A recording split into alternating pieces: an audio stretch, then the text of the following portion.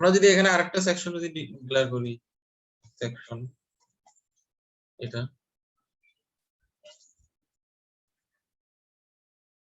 এরপর হচ্ছে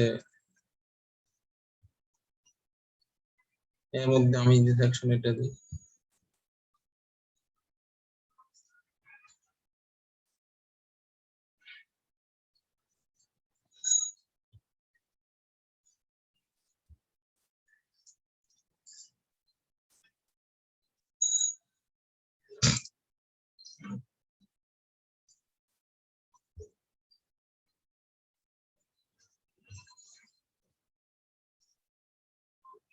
এটা দ্যাট মিন্স আমি সেকশন গুলো এভাবে ইউজ করি আর কি।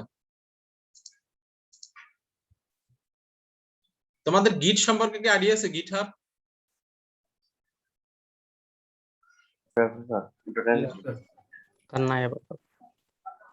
মানে ভার্সন কন্ট্রোলিং শুনছো কখনো? অ্যাকচুয়ালি না শোনার কথা আর কি। হ্যাঁ, এটা না শোনার, ওগুলো শুনছি কিন্তু আইডিয়া নেই। ওকে, আমরা অ্যাকচুয়ালি এই প্রজেক্টটা আমরা গিট হাব দিয়ে মেনটেন করবো আর কি। হ্যাঁ, গিট হাবে আমরা যা করবো ওখানেই পুশ করবো প্রতিদিন, ওখান থেকে তোমরা এটা শেয়ার করে নিতে পারবা। এটা হচ্ছে তোমার গিট হাব, গিট ল্যাব, তারপর হচ্ছে এসবিএন, মানে অনেক কিছু আছে ভার্সন কন্ট্রোলিং এর জন্য। ভার্সন কন্ট্রোলিং মানে হচ্ছে, মনে করো আমি একটা কোড লিখছি, এটা লিখছি, কিন্তু আমার মনে হচ্ছে এর আগে যে কোডটা ছিল ওইটা পারফেক্ট, কিন্তু এটা তো আমি মুছে দিয়েছি না। কিন্তু আমি যদি এটা একটা কমিট করে রাখলে ওখানে আমাকে ব্যাক করা যেত। তো গিটহাব হচ্ছে অ্যাকচুয়ালি মানে তুমি কি কোড লিখছো একেবারে পয়েন্ট টু পয়েন্টে সে চোখ রাখে, এটাই করছো এখন করছো, মানে মানে বিশাল একটা ফেসিলিটিস ওখানে আছে।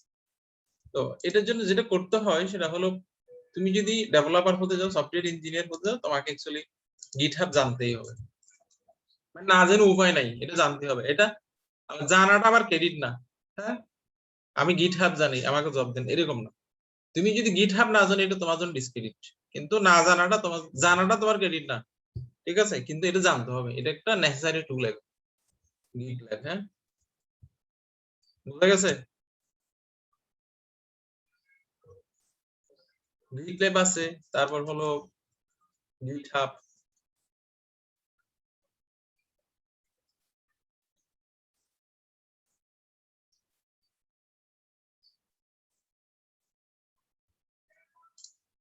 এখানে সবাই সাইন, মানে আজকে যারা আছে সবাই অ্যাকাউন্ট ক্রিয়েট করবো, এটা চমৎকার একটা টুল।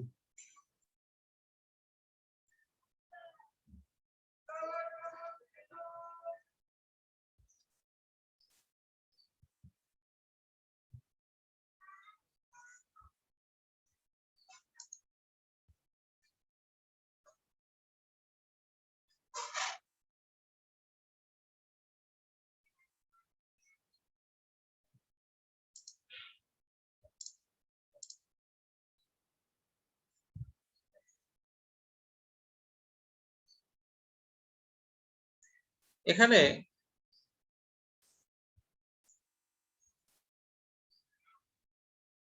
এখানে হচ্ছে তুমি যদি একটা প্রজেক্টকে নিয়ে কাজ করতে গেলে ফার্স্ট অফ অল যেটা করতে হয়, তোমাকে একটা রিপোজিটরি ক্রিয়েট করতে হয়।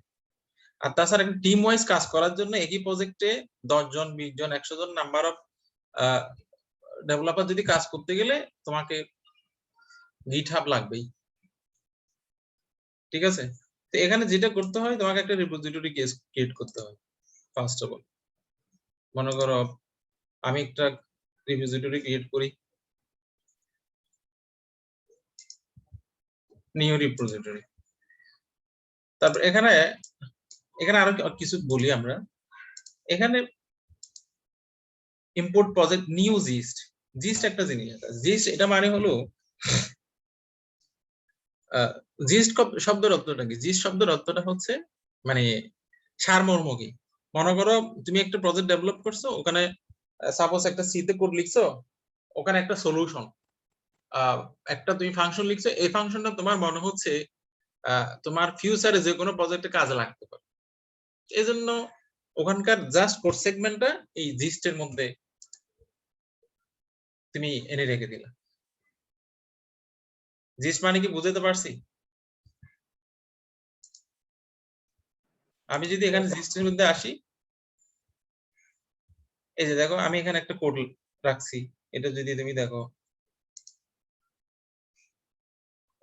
এই যে জাস্ট এটা একটা ফাংশন। আমার মনে হয়েছে কি এই ফাংশনটা আমার ফার্দার অনেক প্রজেক্টের কাজে লাগে।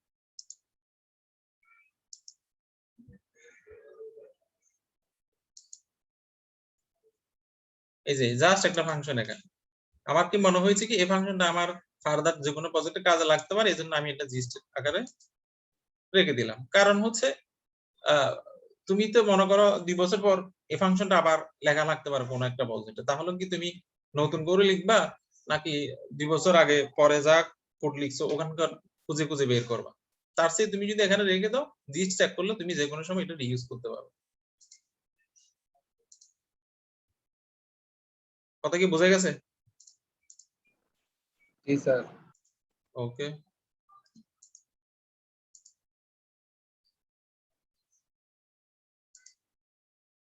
তো এখন আমরা কি করবো, একটা রিপোজিটরি ক্রিয়েট করবো এখানে ক্লাস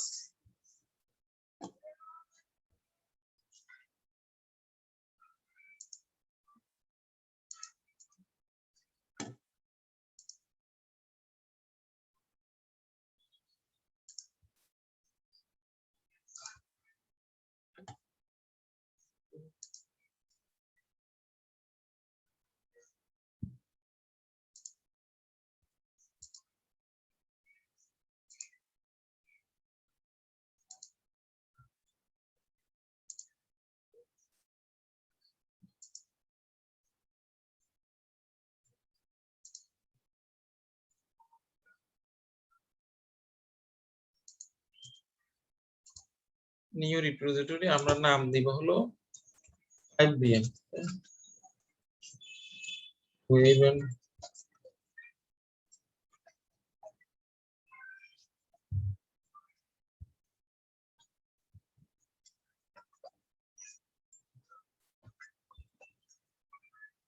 এখানে আবার প্রাইভেট এবং পাবলিক আছে। প্রাইভেট মানে হচ্ছে শুধু এটা যে এই প্রজেক্টটাতে যারা কাজ করবে তারা দেখতে পারবে, বাকিরা দেখতে পারবে না। আর পাবলিক মানে হচ্ছে এটা যে কেউ ওভার দ্য ইন্টারনেট যে কেউ এটা দেখতে পারবে। তো এটা প্রাইভেট যদি আমি ক্রিয়েট করি, প্রাইভেটের জন্য আমাকে এখানে সাবস্ক্রিপশন কিনতে হয়। আবার গিট ল্যাবের মধ্যে প্রাইভেট রিপোজিটরি আছে ফ্রি অফ কস্ট, দুইটাই সেম মূলত। আমরা এটাকে পাবলিক হিসেবে ক্রিয়েট করি আর কি। হ্যাঁ, তো এটা আমার প্রজেক্ট ক্রিয়েট হয়েছে, এই যে রিপোজিটরি ক্রিয়েট হয়েছে। এখন এটার সাথে এখন আমার কোডটাকে ইন্টিগ্রেট করতে হবে, মানে কি করতে হবে, মার্জ করতে হবে। মার্জ করার জন্য এরা কিছু কমেন্ট দিয়ে দিয়েছে আর কি। এই যে বলছে কি আমি আমার এখানে প্রজেক্টের মধ্যে এই প্রজেক্টটাকে যদি আমি গিটের সাথে কানেক্ট করতে গেলে এরা কিছু কমান্ড আমাকে দিয়ে দিয়েছে। কমান্ড হচ্ছে কি git init, git add more, এটা আমার লাগবে না, git commit first commit, git branch main, মানে এগুলো দিলেই আমার কোডটা গিটে উঠে যাবে আর কি। তো এটা আমাকে রান করাতে হবে হচ্ছে এখানকার টার্মিনাল আছে, এই যে টার্মিনাল, অথবা git bash আছে, মানে গিটের ডেস্কটপ ভার্সন ইনস্টল করে নিলে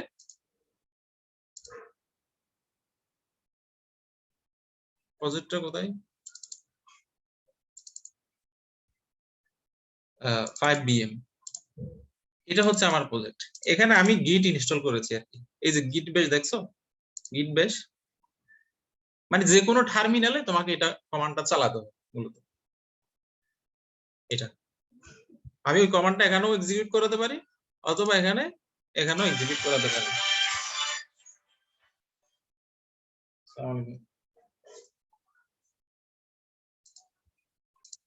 এখন কি করব, আমরা গিটের কমান্ড গুলো এখানে এক্সিকিউট করাবো। git init, এটার অর্থটা হচ্ছে মানে এই প্রজেক্টটাকে গিটের মধ্যে ইনিশিয়ালাইজ করা। আমি git init ইনিশিয়ালাইজড এমটি গিট রিপোজিটরি, এত মানে এটা ইনিশিয়ালাইজ হয়েছে। এরপরে হচ্ছে আমার git add readme, মানে এটা রিডমি, এটার অর্থটা হচ্ছে এখানে একটা টেক্সট ফাইল জেনারেট হয়। এই ফাইলের মধ্যে অ্যাকচুয়ালি তুমি এই কোডটা কেন ইউজ করছো, এই কোডটা রান করার জন্য কি কি কমান্ড লাগবে বা এক্সট্রা কোনো টুল লাগবে কিনা এটা এখানে বলতে হয় আর কি। এটা আমাদের লাগবে না, আমরা এটা করছি না। এরপর কমান্ডটা আমরা রান করব git commit m commit মানে হলো অ্যাকচুয়ালি তুমি যে কাজটা করছো সেটা সেভ করা। এটা আবার এখানে ক্লিক করেও পারবা, এই যে এখানে ক্লিক করে তুমি পারবা, কিন্তু তোমাকে অ্যাকচুয়ালি মানে হ্যাবিটটা করতে হবে লেখালেখির, কমান্ড গুলো লেখার। ঠিক আছে, আমরা এখানে যখনই কমিট করব, কমিট করার আগে কমিট করার সময় আমরা একটা মেসেজ দিব অ্যাকচুয়ালি যাতে বুঝতে পারি এই কমিট কখন করা হয়েছে, এই কমিটটা কখন করা হয়েছে। সাপোজ আমরা হচ্ছে কমিট করছি সেকেন্ড ক্লাসের সময়, সেকেন্ড ক্লাস ডেট হচ্ছে আজকে কত, ডেট কত, 9 তারিখ স্যার, 9 তারিখ, 9 8 8 2021। 2021। এটা দ্যাট মিন্স কি মানে যাতে আমি বুঝতে পারি সেকেন্ড ক্লাস এই তারিখে কমিটটা করা হয়েছে, যাতে তুমি এটা মানে ইয়া করতে পারো, ট্র্যাক করতে পারো। স্যার ফাইলগুলো অ্যাড করেন নাই তো? ও এখানে অ্যাড করা যাবে, এখানে তুমি যদি এখানে আসো মানে git add কমান্ড, হ্যাঁ জি স্যার, git add all বা যে কয়টা ফাইল নিতে চাই ওগুলো অ্যাড করতে হয় না? অথবা তুমি এটা ম্যানুয়ালিও পারো, এখানে bcs মানে ভার্সন কন্ট্রোল, হ্যাঁ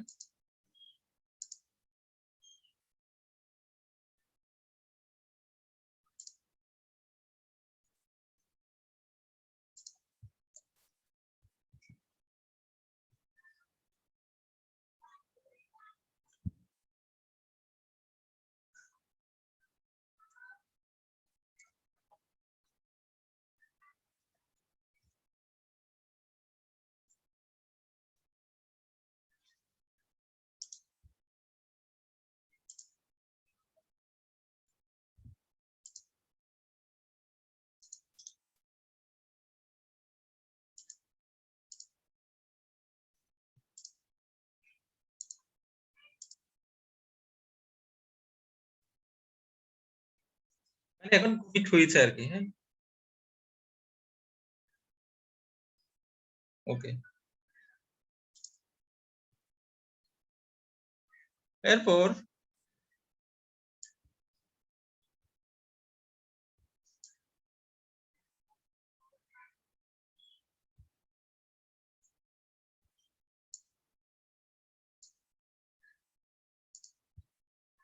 git branch main, এরপর আমাকে এটা চালাতে হবে।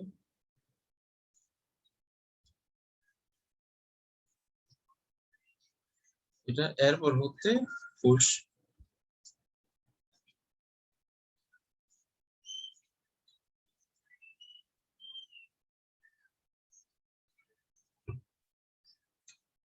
এখানে সোর্স রিপোজিটরি মেইন, ও মেইন হিসেবে ইনিশিয়ালাইজ করতে হবে।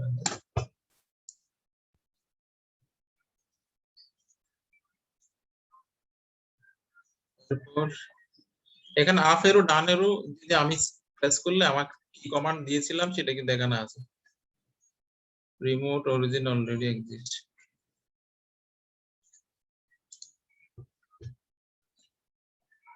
এটা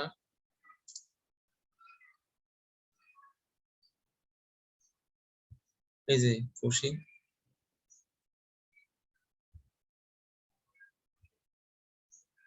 that means post main two new branch. আমরা যদি এখন সেট করে দেখি,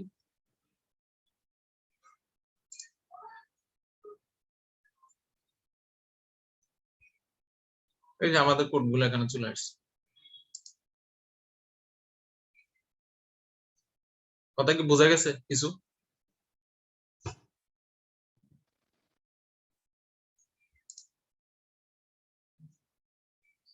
কথা কি শোনা যাচ্ছে? জি স্যার, শোনা যাচ্ছে। দ্যাট মিন্স এখন আমাদের কোডগুলো এখন এখানে চলে আসছে। তুমি এই কোডগুলো এখান থেকে মানে https git ক্লোন দিয়ে এটা তুমি তোমার পিসিতে নিতে পারো, ssh ইউজ করে পারো, হ্যাঁ github cli দিয়ে পারো, অথবা জিপ করে নিতে পারো, অথবা এখান থেকে আবার ইয়া করা যায়, মেম্বার অ্যাড করা যায়। এখানে আমি যদি আমার এই গিট এর মধ্যে এটার মধ্যে মেম্বার অ্যাড করব, মেম্বার অ্যাড মানে হলো তোমার ইমেলে আমি তোমাকে রিকোয়েস্ট পাঠাতে পারি, সেক্ষেত্রে তুমি এই রিপোজিটরিটা অ্যাক্সেস করতে পারবে। তুমি যা ডেভেলপ করবে সেটা তুমি মানে কমিট করে তুমি পুশ করে দিতে পারো। এখানে আবার ব্রাঞ্চ ক্রিয়েট করা যায়, এগুলো তোমরা একটু পড়াশোনা করবে আর কি। পড়াশোনা সব মিলে 2-3 ঘন্টা ব্যয় করলে শিখে যাবে। ঠিক আছে? Yes sir. ওকে, जी सर। তার মানে কিছু কি বোঝা গেল? গিট কি, গিট হাব কি? जी सर बुझा গেছে স্যার। ওকে, দ্যাট মিন্স আজকে সবাই গিট হাবের মধ্যে একটা অ্যাকাউন্ট করবা, তুমি যাই কোড করো গিট হাবের মধ্যে পুশ করবা। আর সফটওয়্যার কোম্পানিতে যখন সিভি দিবে সেক্ষেত্রে তোমার গিট হাবের অ্যাকাউন্ট দিতে হবে, তুমি কি করছো না করছো কোড দেখার জন্য। তোমাকে বলবে না হচ্ছে তুমি অতীতে কি কোড করছো সেটা একটু আমাকে জিপ করে পাঠাও, এটা বলবে না, গিট হাবের লিংক দাও।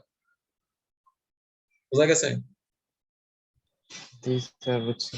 ওকে, এরপর তাহলে আমরা কোডের মধ্যে আসি এবার।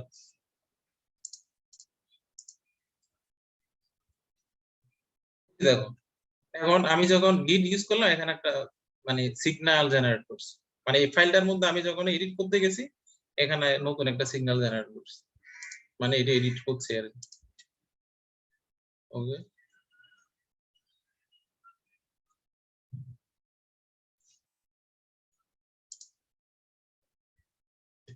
এখন মানে HTML এর মোটামুটি আমাদের এতটুকু হলেই হবে। এখন আমরা CSS শুরু করবো আর CSS। এখন CSS এর কাজ হচ্ছে মূলত এই যে আমাদের ফর্ম গুলো প্লেন HTML আমরা এখানে ইউজ করেছি, একবারে প্লেন সাদা মাটা যা আছে তাই দেখাচ্ছে। এখানে আমি যদি চাচ্ছি এটাকে মাঝখানে আনবো আমাকে CSS এর অ্যাপ্লাই হেল্প নিতে হবে। আমি চাচ্ছি এটা নিচের দিকে আনবো, সেন্টার পজিশনে আনবো, CSS এর হেল্প দেওয়া। আমি এটাকে স্পেস জেনারেট করবো, আন্ডারস্কোর উঠাই দিব, এটার জন্য আমাকে CSS এর হেল্প লাগবে। কথা কি বোঝা গেছে? এখন সবগুলো এক কর্নারের মধ্যে পড়ে আছে না, সবগুলো এক কর্নারের মধ্যে পড়ে আছে, রাইট? জি স্যার। Yes, sir. হ্যাঁ, এখন এগুলোকে যদি আমি চাচ্ছি মাঝখানে নিয়ে আসবো, মাঝখানে কিন্তু আমি আনতে পারবো না, CSS আর HTML দিয়ে কিন্তু এটাকে মাঝখানে আনা যাবে না, এই জন্য আমাকে CSS এর হেল্প লাগবে।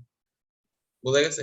CSS হলো 3 ধরনের CSS লেখা যায়, একটা হচ্ছে ইনলাইন CSS। ইনলাইন CSS মানে হচ্ছে সাপোজ আমি এখানে একটা CSS লিখব, স্টাইল, এইটা এখানে একটা আন্ডারলাইন দেখা যাচ্ছে না, আন্ডারলাইন, হ্যাঁ জি স্যার। আন্ডারলাইনটা আমি রিমুভ করে দিব। এটার জন্য প্রথমে হলো টেক্সট ডেকোরেশন নাম একটা CSS আছে, এটা আমি অ্যাপ্লাই করলাম। আমি এখন যদি এটা রিফ্রেশ করি চলে গেছে না হোমের আন্ডারস্কোর। জি স্যার। ওকে, জি স্যার চলে গেছে। চলে গেছে। এটাকে আমি CSS বলছি। এই যে স্টাইল, স্টাইল মানে এখানে বোঝানো হচ্ছে CSS। এখানে CSS কে মূলত স্টাইল দ্বারা রিপ্রেজেন্ট করা হয়, মানে স্টাইল মানে হচ্ছে এখানে CSS বোঝানো হচ্ছে। তো এটা যেহেতু আমি লাইনের ভিতরে ইউজ করেছি এজন্য বলা হচ্ছে এটা ইনলাইন CSS। এটাকে যদি আমি অন্য কোনো সেকশনে সাপোজ এখানে স্টাইল একটা ট্যাগ আছে, এই যে স্টাইল একটা ট্যাগ আছে, স্টাইল ট্যাগের অধীনে যদি আমি সাপোজ আমি বলে দিলাম কি আমি যেখানেই এ আছে এ মানে অ্যাঙ্কর ট্যাগ আছে, অ্যাঙ্কর ট্যাগের টেক্সট ডেকোরেশন সবসময় কি হবে? নান হবে। সবসময় কি হবে? নান হবে। আমি কি এটা এটা বলে দেওয়ার অর্থটা হচ্ছে কি যেখানেই এ আছে, সাপোজ এখানে এ আছে এখানে এ আছে, যদি আমার এখানে আরো এ থাকতো সবগুলো এর টেক্সট ডেকোরেশন কি হয়ে যাবে? নান হয়ে যাবে। এটা মানে স্টাইল ট্যাগের অধীনে CSS লেখার নিয়ম হচ্ছে আমার যতগুলো ট্যাগ আছে এখানে HTML এর মধ্যে যতগুলো ট্যাগ আছে সবগুলো ট্যাগের জন্য যদি সাপোজ আমি CSS লিখবো হচ্ছে টেবিল ট্যাগের জন্য, টেবিল ট্যাগের জন্য, টেবিল ট্যাগের বললাম টেবিল ট্যাগের জন্য, বা CSS লিখবো বলছি গ্রিড ট্যাগের জন্য। যেগুলো ট্যাগ ওগুলোকে CSS লেখার সময় এভাবে লিখতে হবে। যদি আমি CSS টা যদি ক্লাসের জন্য লিখি, ক্লাস সাপোজ এখানে একটা ক্লাস আছে কি ক্লাস মেনু কন্টেইনার, ক্লাসের জন্য লিখতে গেলে আমাকে ডট দিতে হবে, দিতে হবে এই যে মেনু কন্টেইনার, ডট দিয়ে সেকেন্ড ব্র্যাকেট। আমি এখানে বলে দিলাম হচ্ছে কি এটা এটার উইথ বলছি 60%, মার্জিন 0 একটা আমি CSS অ্যাপ্লাই করেছি, এটা কি সেটা আমি অ্যাপ্লাই করব মানে এক্সপ্লেইন করব। আমি এটা দিলে এটা মূলত মাঝখানে চলে আসছে। আমি 60% বলছি এজন্য, কিন্তু এই ডিপটা কিন্তু 60%ই। দেখো কোনটা এটা, এই যে এটা। এখানে 60% বলতে বোঝানো হচ্ছে আমার স্ক্রিনের 60%। আমার স্ক্রিনটা সাপোজ এখান থেকে এতটুকু পর্যন্ত কি বড় স্যার অনেক বড়। এই জায়গা থেকে এই জায়গা পর্যন্ত কত পার্সেন্ট? কত 100 পার্সেন্ট? 100%। তো আমি বলেছি এটার উইডথ হবে 60%, দ্যাট মিন্স 100% এর 60% যা হয়। এটা বোঝা যাওয়ার জন্য মানে যাতে আমরা বুঝতে পারি, একটা ব্যাকগ্রাউন্ড অ্যাপ্লাই করি। ব্যাকগ্রাউন্ড কালার এখানে সাপোজ আমি এটা দিয়েছি, এটা কতটুকু হয়েছে দেখো। স্যার অনেক বড় স্যার। স্যার অনেক বড় 60%। না, 60% হয়েছে। এদিকে 60% স্যার 60%। এদিকে 20%, এদিকে 20%। এখানে একটা সিএসএস অ্যাপ্লাই করেছি, এটা হলো মার্জিন 002। মার্জিন 002 মানে হলো অ্যাকচুয়ালি এই কথাটার অর্থটা হচ্ছে একেবারে সেন্টার পজিশন থেকে শুরু করে। এই কথাটার অর্থ মার্জিন 002 যখনই আমাদের অ্যাকচুয়ালি একটা টেবিলকে যখন সেন্টার পজিশনে আনতে হবে, সেক্ষেত্রে আমাকে এই সিএসএস টা লিখতে হবে। উইডথ দিতে হবে first of all, then margin 002। উইডথটা সে স্পেসিফাই করে, দেন মার্জিন 002 দিলে সে অবজেক্টটাকে ক্লাস ডিভ অথবা টেবিলটাকে মাঝখানে নিয়ে যাবে। বোঝা গেছে কথা? সাপোজ কালারটা আমার ভালো বোঝা যাচ্ছে না, আমি কালারটা চেঞ্জ করে দিব। এখানে কালারটা বললাম মানে ফন্ট কালারটা বললাম হোয়াইট বললাম। ও, এটা তো ডিভের মধ্যে, কিন্তু আমার কালারগুলো কিসের? কালারগুলো হচ্ছে এর না, কালারগুলো কিসের? অ্যাঙ্কর ট্যাগের। এটা অ্যাপ্লাই করতে হবে এখানে। বুঝা গেছে কথা? বুঝতেছো না? জি জি স্যার। স্যার, বুঝতে পেরেছি। বুঝলে এটা বলো, আমরা সিএসএস নিয়ে কি বলছি এতক্ষণ, একটু বলো কি হচ্ছে। স্যার স্টাইল করার জন্য। না, এটা তো এক লাইনে বললে হবে না, আমি অনেক সিএসএস লিখছি এখানে।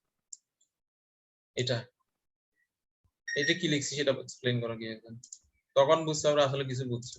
স্যার একটা প্যারাগ্রাফ যদি লেখা হয় ওটা মাঝখানের কোথায় হবে এবং কি ওটার হাইট ওয়েট এবং ওটা কোন কালার ডিজাইন হবে সবগুলা হলো সিএসএস। হ্যাঁ,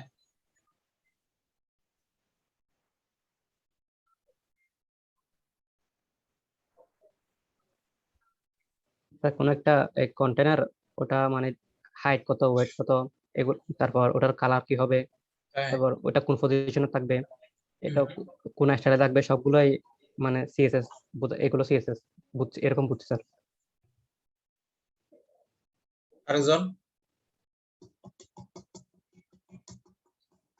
আরেকজন বলো।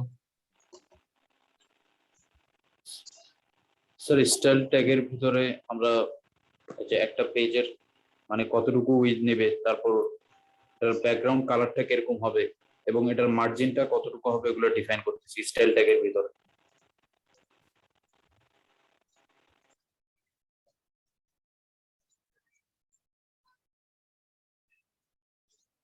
এখানে আমি সিএসএস টা লিখেছি, হলো সিএসএস মানে হলো আমি যদি একটা প্লেন এইচটিএমএল এর মধ্যে কোনো ডিজাইন, কোনো কালার বামে সরানো, ডানে সরানো, সেন্টার পজিশনে আনা, এই কাজগুলো মূলত স্টাইল দিয়ে করতে হবে। আমি স্টাইল দিয়ে, মনে করো আমাদের বাড়িতে যখন বিল্ডিং বানাই, প্লেন ইট এবং মানে বিল্ডিং বানানোর চারটা উপাদান, মেইন চারটা উপাদান হচ্ছে কি রড, সিমেন্ট, বালি, ইট। এই চারটা দিয়ে তুমি প্লেন মানে একটা বিল্ডিং বানাতে পারো। বাট এটাতে তুমি যদি কারুকার্য করতে গেলে তোমাকে রং ইউজ করতে হবে, বিভিন্ন ধরনের ডিজাইন মেটেরিয়ালস গুলো ইউজ করতে হবে, ইন্টেরিয়র ডিজাইন ইউজ করতে হবে, টাইলস এর জন্য বিভিন্ন ডিজাইনের টাইলস ইউজ করতে হবে। কথা কি বোঝা গেছে? এখানে plain HTML just plain design করা যাবে, কিন্তু এটাতে তুমি যদি কোনো রং অ্যাপ্লাই করতে চাচ্ছ, ফন্ট সাইজ বড় ছোট অ্যাপ্লাই করতে চাচ্ছ, তারপর হচ্ছে বামে নিয়ে যাব, ডানে নিয়ে যাব, সেন্টার পজিশনে আনবো, এগুলো অ্যাপ্লাই করতে চাচ্ছ, সেক্ষেত্রে তোমাকে অবশ্যই স্টাইলের হেল্প নিতে হবে। স্টাইল মানে সিএসএস এর হেল্প নিতে হবে। তো এই সিএসএস টা এখানে যে কোনো কিছুতে অ্যাপ্লাই করা যায়। আমি এখানে পারবো, অ্যাকচুয়ালি এখানে যত ট্যাগ আছে প্রত্যেকটা ট্যাগেই সিএসএস অ্যাপ্লিকেবল। প্রত্যেকটা ট্যাগ, মানে এখানে আমি যা ট্যাগ সবগুলো তো ট্যাগে ইউজ করেছি, এখানে সবগুলো ট্যাগ না, এখানে সিঙ্গেল থেকে শুরু করে মানে সিঙ্গেল, এটা হলো সিঙ্গেল ট্যাগ, এটা হচ্ছে কি মানে এটা হলো মাল্টিপল ট্যাগের সমন্বয় টেবিল। ডিপ ডিপ ও সিমিলার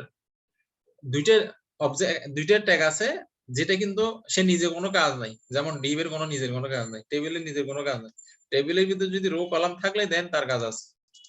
ঠিক সিমিলার ডিপ এর ভিতর ওই ডিপের ভিতরে যদি কোনো কিছু থাকলে কাজ আছে, না থাকলে নাই, এরকম। এই দুইটা ডিপ, তারপর HTML5 এর হেডার, ফুটার, সেকশন, সেন্টার, এগুলো হচ্ছে নিজের কোনো কাজ নাই, কিন্তু এর মধ্যে যখন কন্টেন্ট থাকবে তখনই কাজ আছে। তো এগুলো সবগুলো ট্যাগের মধ্যে আমি CSS অ্যাপ্লাই করতে পারি। CSS অ্যাপ্লাই করার জন্য আমাকে এই স্টাইল অ্যাট্রিবিউটের হেল্প নিতে হয়। স্টাইল অ্যাট্রিবিউট CSS টা আমি একটা লাইনের ভিতরেই, আমি যার মধ্যে অ্যাপ্লাই করব তার লাইনের ভিতরেও লেখা যায়, আর অথবা এটা কোন একটা সেকশনে স্টাইল মানে এরিয়া ডিক্লেয়ার করে, এটা দ্বারা বোঝানো হয়েছে কি এটা একটা স্টাইলের এরিয়া, এটা দ্বারা কি আমি স্টাইলের এরিয়া ডিক্লেয়ার করেছি, যেমন আমি HTML এর এরিয়া ডিক্লেয়ার করেছি, ঠিক সিমিলারলি এটা হচ্ছে আমার স্টাইল CSS এর এরিয়া। CSS এর এরিয়ার মধ্যে CSS ডিক্লেয়ার করার জন্য আমাকে যার জন্য CSS লিখবো, যদি এগুলো আমার HTML এর নিজস্ব ট্যাগ হয় সেক্ষেত্রে এখানে সরাসরি নামটা বলবো, HTML এর নিজস্ব ট্যাগে বলবো, নিজস্ব ট্যাগ। কিন্তু ইউজার ডিফাইন্ড কোনো কিছুর জন্য যদি আমি লিখি সেক্ষেত্রে ক্লাসের জন্য ডট, আর যদি আইডি থাকে, সাপোজ আমি এটার একটা আইডি ডিক্লেয়ার করলাম, এটার আইডি হচ্ছে menu container ID, menu container ID. আমি যদি আইডির জন্য যদি লিখি সেক্ষেত্রে আমাকে হ্যাশ দিতে হবে, কি দিতে হবে, আইডি দ্বারা যা যা আছে তা তোমাকে সাজেস্ট করতে, একটা আছে মেনু আইডি আছে, একটা মেনু কন্টেইনার আইডি আছে, একটা স্টুডেন্ট নেম আইডি আছে, আমি এটার জন্য লিখব। আপনাকে বোঝা গেছে?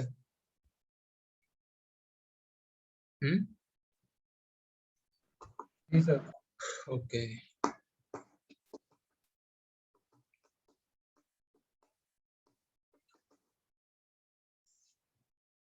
বোঝা গেলে আমরা আরেকটা জিনিসে আসি।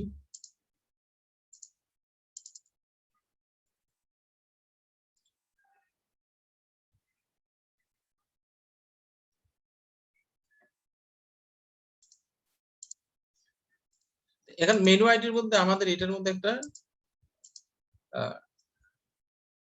CSS অ্যাপ্লাই করো, আমি বলতে চাচ্ছি এটার হাইট হবে সাপোজ 100 পিক্সেল। এখানে 100 পিক্সেল মানে হলো মেজারমেন্ট বিভিন্ন ইঞ্চিতে পারা যায়, তারপর হচ্ছে পিক্সেলে পারা যায়, আমরা এখানে মিলিমিটারে পারা যায়, আমরা এখানে ইঞ্চিতে লিখছি। এখানে একটা দেখা গেছে, দেখো এই টেক্সটটা একেবারে উপর কর্নার সাথে লেগে আছে না? হ্যাঁ জি স্যার। জি লেগে স্যার। আছে। আমি চাচ্ছি সাপোজ এটা একেবারে এখানে লেফটের সাথে লেগে আছে, আমি চাচ্ছি এটা লেফট থেকে সরাবো, কি করব? লেফট থেকে সরাবেন সরাবো। স্যার। লেফট থেকে সরাবো অথবা উপর থেকেও সরাবো 10 পিক্সেল করে। এটাকে বলা হয় প্যাডিং বলা হয়। এটাকে কি বলে? Padding sir. প্যাডিং বলে। সাপোজ আমি প্যাডিং দিয়েছি 20 পিক্সেল,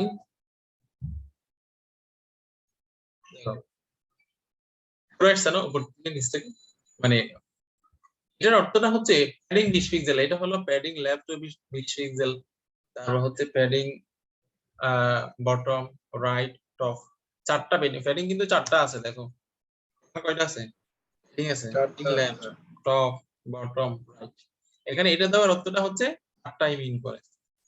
যদি আমি এটা এভাবে দিই, ভ্যালুটা এভাবে দিই 20 পিক্সেল, 10 পিক্সেল, এটার একটা স্পেশাল মিনিং আছে। এটার মিনিংটা হচ্ছে প্রথমটা মিন করে বটম এবং লেফট, পরটা মিন করে টপ এবং রাইট। এটা কি এখানে 20 পিক্সেল মানে হলো প্রথমটা 20 পিক্সেল মানে হচ্ছে কি বটম এবং লেফট প্যাডিং হচ্ছে 20 পিক্সেল, আর টপ এবং রাইট পিক্সেল হচ্ছে কত? 10 পিক্সেল স্যার। 10 পিক্সেল। এটার একটা মিনিং আছে, এগুলো আমাদের মাথায় রাখতে হবে, ঠিক আছে? ওকে, এরপর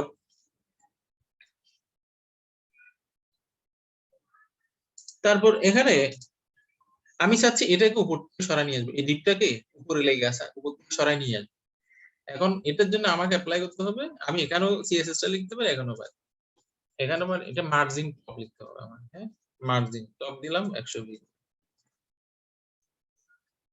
উপর থেকে সরে আসছে না? জি স্যার।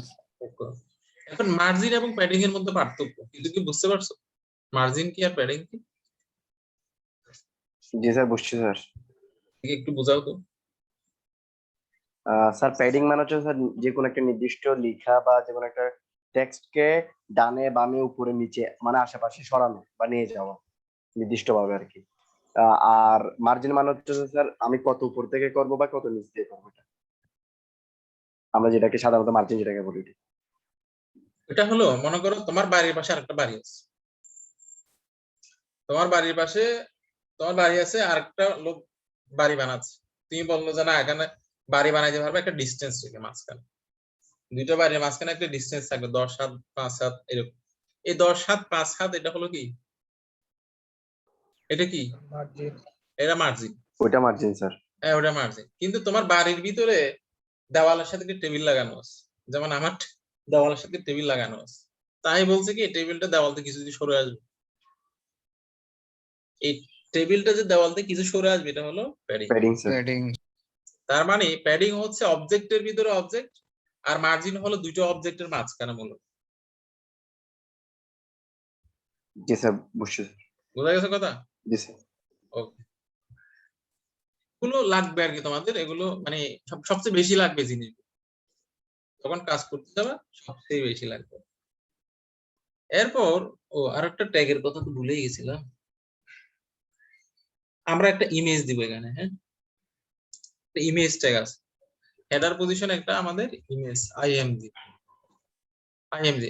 দিলে অ্যাকচুয়ালি সোর্স উল্লেখ করতে হবে, মানে কোন সোর্স থেকে ইমেজটা আসবে। তা আমি বললাম আমার মধ্যে একটা ইমেজেস ফোল্ডার আছে, ইমেজেস ফোল্ডারের মধ্যে banner.jpg একটা ইমেজ আছে, এটা আমি ক্রিয়েট করব ডিরেক্টরি ইমেজেস, এর ভিতরে আমি একটা ইমেজ নিব, ব্যানার ইমেজ নিব,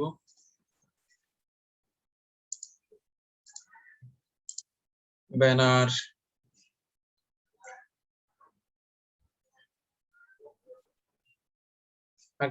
একটা ইমেজ আমরা ডাউনলোড করি, হ্যাঁ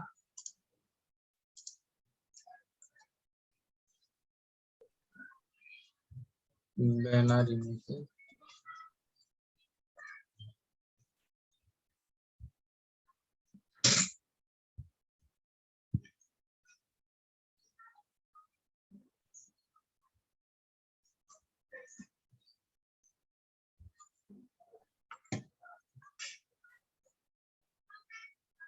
সাপোজ এটা নিয়ে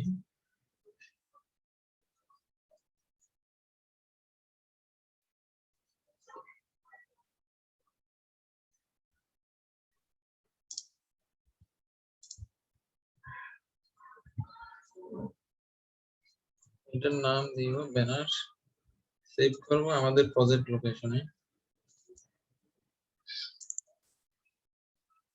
5bm ওকে। এখন যদি আমি কোডের মধ্যে আসি এটা ডিলিট করে দিই,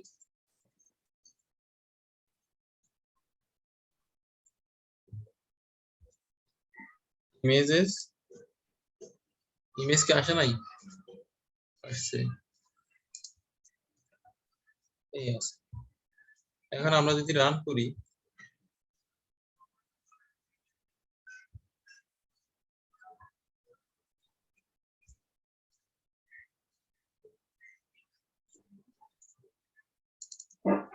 এই যে ইমেজ, বোঝা গেছে? জি স্যার। ওকে, কিন্তু ইমেজটা হলে অ্যাকচুয়াল যে সাইজ সেম সাইজ আমাদের কাছে, আমি বললাম না ইমেজটা হবে মানে টোটাল উইডথ, আমি এজন্য দিব কি স্টাইল অথবা এর ইন্ডিভিজুয়াল উইডথ আছে, এই যে এখানে আমি যদি 100% দিয়ে দিই সে কিন্তু সাইজ যাই হোক না কেন 100% কিন্তু মিলাই নিবে। কিন্তু সেক্ষেত্রে ইমেজের রেজুলেশন যদি খারাপ হলে ইমেজ কিন্তু ফেটে যাবে। তো ব্যানার দেওয়ার সময় তুমি যখন একটা প্রজেক্টে ব্যানার দিবা সবসময় খেয়াল রাখবে রেজুলেশন, রেজুলেশনটা যাতে মানে এটা ভেঙে না যায়, ফেটে না যায়। যদি রেজুলেশন কম হলে, সাপোজ এটা রেজুলেশন হলো 400/200 একটা ইমেজ, তুমি এটা বিশাল একটা স্ক্রিনে দিয়েছো, সেক্ষেত্রে রেজুলেশন ইমেজটা ফেটে যাবে আর কি। এটা মাথায় রাখতে হবে। ওকে, আমরা কন্ট্রোল অল্টার এল দিলাম। কোনো কথা আছে দুটো? কোনো কথা আছে? কোন কথা আছে? কথা না বললে না স্যার আপাতত। আচ্ছা, এখন আমি চাচ্ছি এখানে আমি আরেকটা টেবিল নিই, আরেকটা টেবিল নিব। টেবিলটা হচ্ছে স্টুডেন্টের ইনফো থাকবে আর কি। মনে করো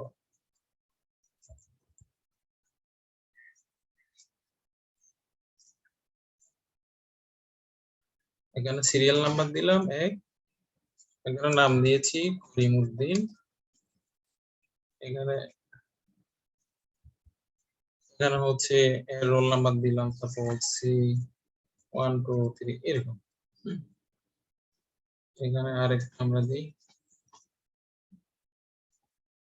2, এখানে দিয়েছি এটা রহিমউদ্দিন, এখানে দিয়েছি 5। আমরা রান করি, এই যে টেবিল এটা, আমরা একটা বর্ডার দিয়ে বর্ডার 1। এখন বর্ডার যেহেতু এটা মোটা হয়ে আছে না, মোটা হয়ে আছে, এই মোটা বর্ডারটাকে আমরা বর্ডার ফেলে দিতে পারি কিভাবে? এখানে বর্ডার কলাপস একটা সিএসএস আছে, বর্ডার কলাপস সমান কলাপস দিলে বর্ডারটা কিন্তু প্লেন হয়ে গেছে না? এই যে নিচের এটা, হ্যাঁ জি স্যার। সিমিলারলি আমি যদি এই সিএসএসটা যদি এখানে ওই টেবিলে যদি অ্যাপ্লাই করলে তার বর্ডারটা প্লেন হয়ে যাবে। এই যে প্লেন হয়ে গেছে। এখন আমার টার্গেট হচ্ছে এই টেবিল এবং এই টেবিল পাশাপাশি দেখাবে। কি করবে? পাশাপাশি দেখাবে স্যার। পাশাপাশি দেখাবে। সাধারণত ডিপ গুলোর বৈশিষ্ট্য হলো একটা নিচে একটা থাকা, এখানে তাই হয়েছে। কিন্তু আমি যত ডিপ এখানে ইউজ করেছি সবকিছু কিন্তু একটা নিচে একটা, মনে করো এটা এরপরে এটা এরপরে এটা এরপরে এটা, একটা নিচে একটা। কিন্তু তো এখন আমাকে কি কাজ করতে, আমাকে এখানে একটা সিএসএস অ্যাপ্লাই করতে হবে। সিএসএসটা হচ্ছে মানে এই দুইটা টেবিলকে আমি দুইটা ডিবি নিয়ে যাব, আমি এখানেও পারবো, টেবিলের মধ্যেও পারবো, বাট আমি ডিবি নিয়ে যাবো। আর দুইটা টেবিলকে দুইটা ডিবি নিয়ে যাব।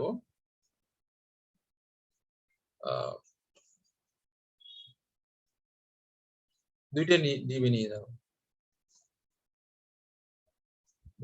ডিবি নিয়ে যাব। এটার নাম দিব হচ্ছে ক্লাস হলো ফার্স্ট টেবিল।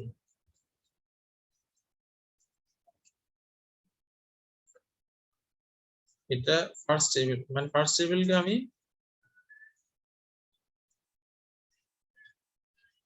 এখানে দিব। এরপর হচ্ছে আমি আরেকটা দিব ক্লাস, এটা হচ্ছে সেকেন্ড টেবিল।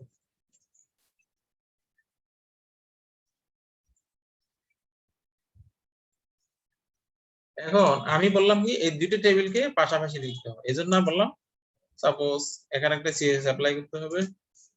সিএসএসটা হবে আমি দিব উইড দিব।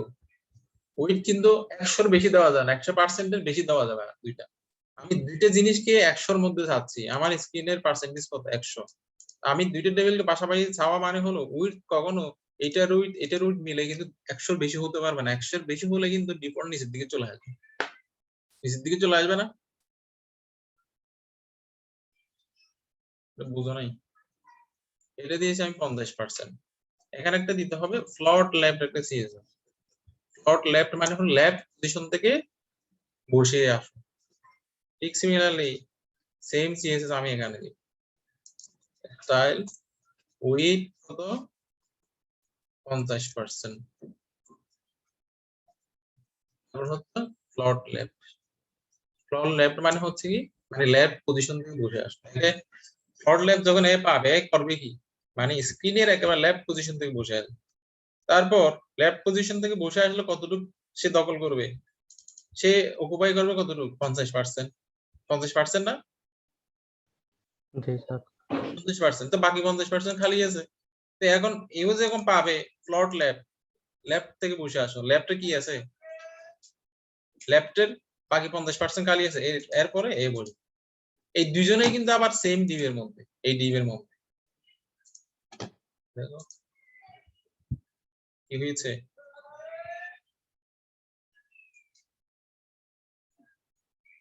এটা এখানে আছে, এটা এখানে আছে, কিন্তু আবার নিচের দিকে রেও সরে আসছে, কারণ কি, এর একটা কারণ আছে। ফ্লট লেফট যখন বসে মানে পেয়েছে, এর নিচের গুলো বাই ডিফল্ট ফ্লট লেফট পেয়ে যায়, এজন্য আমাকে এখানে আরেকটা সিএসএস লিখতে হয়। সিএসএসটা হচ্ছে ডিপ, এখানে স্টাইল ক্লিয়ার লেফট করতে হয়। ক্লিয়ার লেফট মানে হলো ফ্লট লেফট কে রিমুভ করে দাও, এখন নিচের দিকে চলে আসবে। কথা কি বোঝা গেছে? রেসপন্স করতে হবে তো, জি স্যার। মানে কি বোঝা গেছে না যায়নি? মানে জি স্যার আমি বুঝতেছি না তো, বোঝা গেছে না বোঝা যায়নি? Sir, boosted, sir. বুঝছি স্যার। ওকে, আমি এখানে একটা ব্যাকগ্রাউন্ড কালার দিচ্ছি জাস্ট বোঝার জন্য। তারপর এটাতে একটা ব্যাকগ্রাউন্ড কালার দিচ্ছি, ব্যাকগ্রাউন্ড কালার হলো এটা দিয়েছি, এই যে দেখো এটা 50% নিল, এটা নিল 50%। এডি তুমি ইন্সপেক্ট করো, ইন্সপেক্টের মধ্যে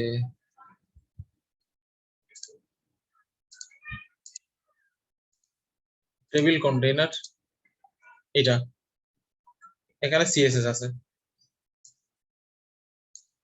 দেখছো 50%। তারপর এটা কত, 50%। এখন তুমি যদি 50% থেকে বাড়াও, এখানে কিন্তু ডেমো চেঞ্জ করা যায়। ডেমো চেঞ্জ মানে হলো টেম্পোরারি আর কি। মনে করো এটা আপ এরো দিলে উপর দিকে যায়, বাড়ে, বাড়তেছে। 100 বেশি হয়ে গেছে, নিচের দিকে চলে আসছে না, দুইটা মিলে কি 100 বেশি হয়েছে? এটা যদি 59 হয়, তো এটা তো 50 আছে, তার মানে কত হয়ে গেল, 109 হয়ে গেছে। হ্যাঁ, এখন রিফ্রেশ, আমি এখন রিফ্রেশ দিই না, এটা হলো 50%, এটা হলো 59%, তার মানে কত হলো, 109 109। তো এখন টোটাল উইথ কত, টোটাল উইথ কত, 100 100, তাহলে নিচের দিকে চলে আসবে। জি স্যার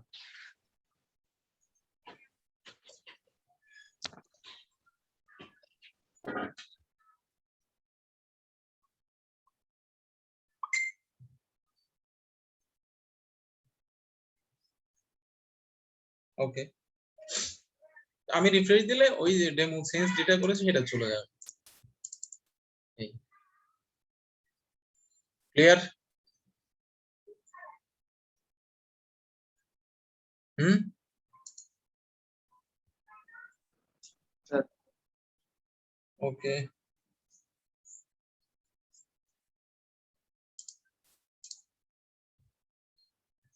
তাহলে আজকে এটা আর কি, এটা এখন তোমাদের প্র্যাকটিস করতে হবে। এখন আমি যদি এটা কমিট করতে গেলে এই যে এখানে কমিট দিলে হয়ে যাবে। কোনটা, জাস্ট এটাতে চেঞ্জ করেছি, বাকিগুলোতে চেঞ্জ করেছি আমি। হুম, No, sir. এজন্য যখনই কমিট আমি ক্লিক করেছি, জাস্ট যেটাতে চেঞ্জ করেছি ওটা দেখাচ্ছে, কারণ চলে গেছে। ইস,